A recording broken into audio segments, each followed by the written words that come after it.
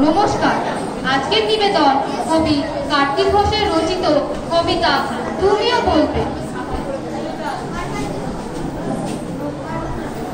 ভালো মেয়ে ঠিক কাকে বলে জানো? ভালো ছেলে মানে কি? তুমিও বলবে। সহজ প্রশ্ন, মাপ কাটিয়ে একটি। যে মেয়ে পেয়েছে অঙ্কে 100, যে ছেলে ভূগোলে সেরা, তারাই তো ভালো। সবাই বলছে হীরের টুকরো এরা।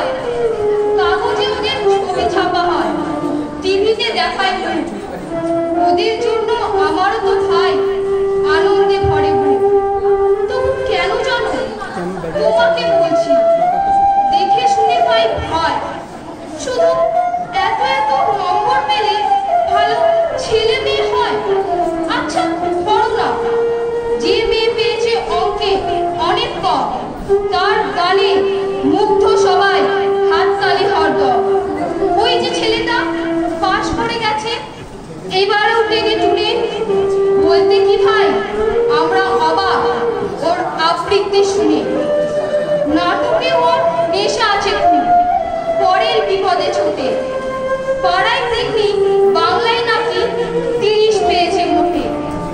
কিন্তু মেয়েটা খেলাধুলোতে 10 খানা গায়ে নামে। সত্যি বলো তো, তুমিও বলবে ওরা নয় কেউ দামি? চাই অনেক ইঞ্জিনিয়ার, চাই ভালো ডাক্তার, পাশাপাশি চাই শিল্পী, খেলুড়ে, স্নেহময় সিস্টার। কম নাম্বার পাওয়া ছেলেটাই কারিগর বলে আজ দেশটা গড়তে। ওর হাতে দেখো কত দরকারি কাজ।